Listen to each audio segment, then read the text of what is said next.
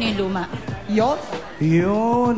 Para sa ano yun? Para sa isang AM radio announcer, newscaster. Eh, para sa isang FM So na may DJ. nose pala ako sa news, Pia. You have a lot of it. Si Gio naman, taga Bacolod to, Pia eh. Ilonggo, Ilonggo. Di ka nag-start sa Bacolod, Gid? Ako sa Bacolod. Nag-DJ ka man to? Oo, DJ. Tapos kinukuha ka to nila?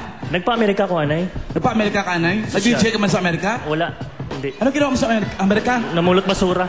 Diyos ko na. Tapos pag uwi mo ng Pilipinas, dala mo basura. Oo, dala ko basura. Paano ka nag-start sa DJing? Kasi naman, mascom talaga to sa Lasal. Mascom graduate. Kung ang Lasal, AM, Bacolod. kailangan may pasintabi lang nose for news.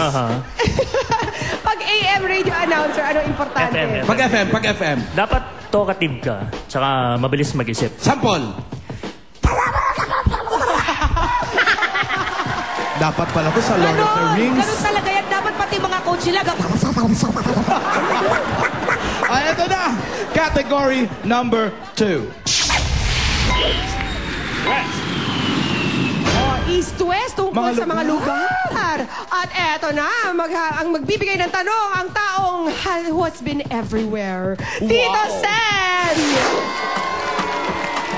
Sayang ha. Aileen, Papa Gio ha. Kung natapat to kay Orly, Carlo, Rene, alam nila sagot mo to. Ewan ko sa inyong dalawa. Anong probinsya ang may mga bayan na Pasukin, Paway, at Pagudpod?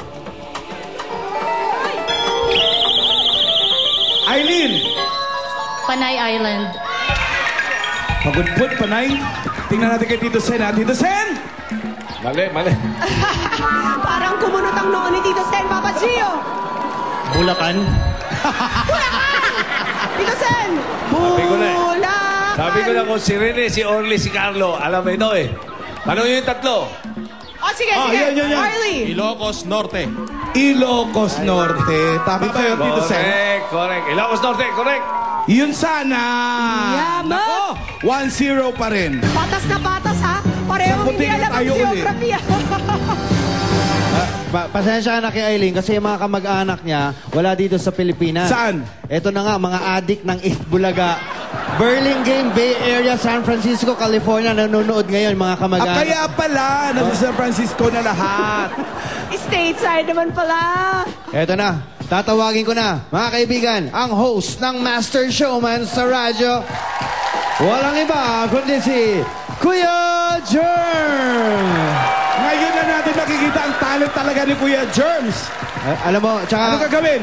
Ang gusto malaman ng mga fans ni Kuya Germs talaga, ngayon na nandito siya, tanghali ngayon, mag-aalauna na, kasi sa gabi, gising siya. Anong oras ka ba talaga natutulog? Wala. Kaya nga ako sumisigaw, walang tulugan eh. Ano pa tulog? Walang tulugan talaga yun. 24 oras, walang tulugan. Dahil hindi natutulog si Kuya Germs. Parang balita. Pero ito nga, pag hindi siya nanalo dito sa round na to, nilipat na siya. Saan? Sa LSFM. Magiging ano na siya, FM na. Walang lipatan. Walang lipatan! Papa Gio! Loyal! Solid, AM. Kuya Germs, pakitaan mo naman kami ng iyong talent bukod sa pagbibuild up ng mga talents. Well, I'm not a professional singer, but I can try. Oh! And in one condition. Ano po yun? Ako, pag kumanta ako, hindi ko na kailangan ng banda. Akapela na lang. Acapella? Akapela na lang, oh. Okay. Acapella is a Dahil small pag may church. banda ka, magastos Halika na. pa eh. Pwede ba? Para lalo kong maibigay at may padama sa ating mga kapuso ang nasasalob at damdamin ni Kuya Germs. So sana, pakinggan niyo mabuti itong awitin ito dahil buong puso't pagmamahal kong inaalay sa inyong lahat. Okay? Quiet muna. Mamaya na please. palakpakan. Wow. Mamaya na. Wala munang hihinga. Walang hihinga. Pakinggan niyong mabuti.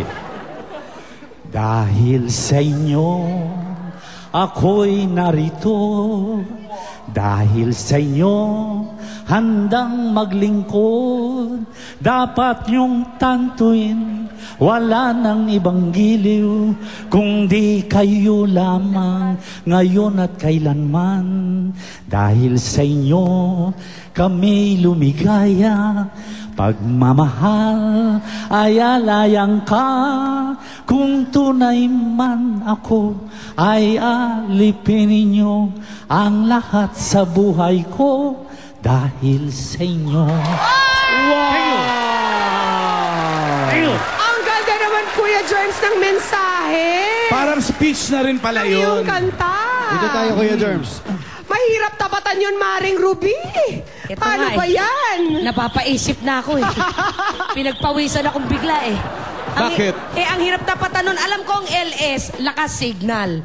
Pero pag itong mga to, hindi pa nakapuntos, last sweldo na ha.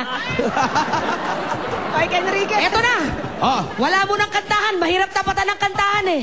anong gagawin natin? Kaya si Mama Bell nang ipambabato namin dito. Anong gagawin? Sayawan naman. O, halika na!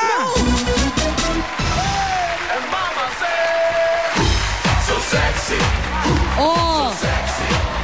Ito na sa back up.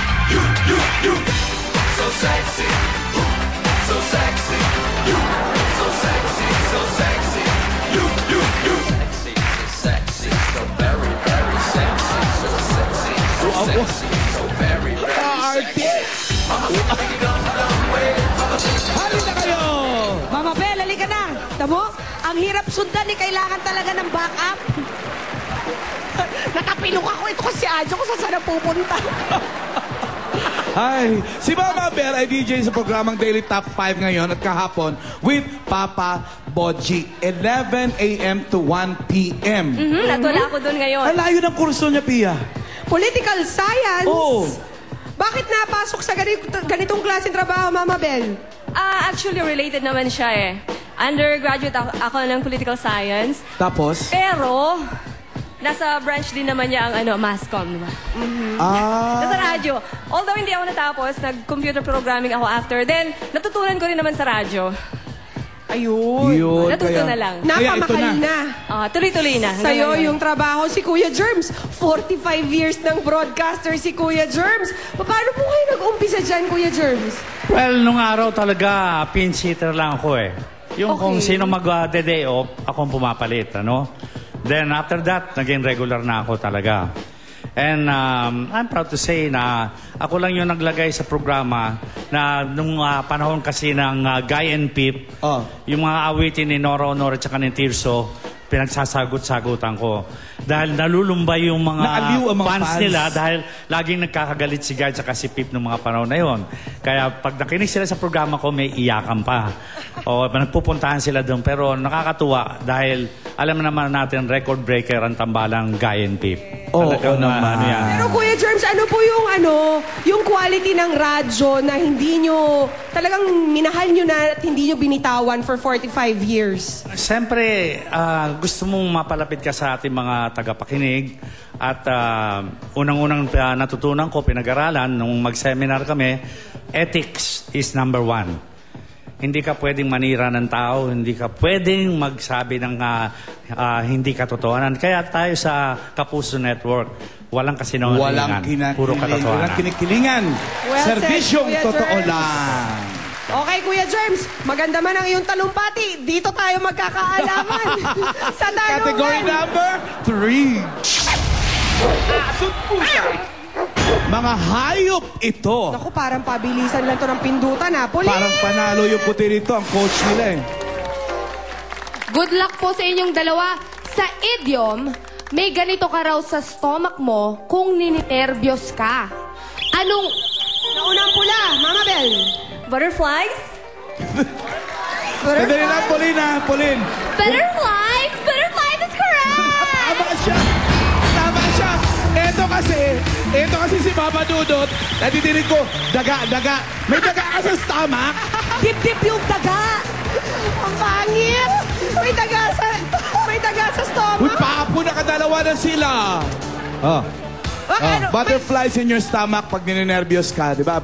May ganon. Hindi ba, Kuya Germs? Ano ba dapat? Parang may daga ka sa dibdib niya pag ganyan. Sa stomach nga eh. Sa stomach ka, sa stomach. Hindi mo butterfly, bakit butterfly nilipat sa stomach mo? Di bali, Kuya Germs, isasampa natin sa Supreme Court yan. Kaya Halika, natin. sa Pero reklamo natin sa barangay. Protest. Halika, Kuya Germs, sa presinto tayo magpalit. Abato, sinusunod mo. Eto na, hahabol na kami. Talagang una-una lang yan, pero kami, tatapusin namin to, ha? Uy, pag hindi pa nakapunto dito, pasyal-pasyal na mga taga-Double B. Orly, ang aming radio announcer sa Buena Manong Balita. Yan na! At ito si Orly, alam niyo ba? Oh. Pwede ba ikwento? Oh. Alam ba, nung araw, ano ka ni Senator Tito Soto nung araw pa, hindi pa senador?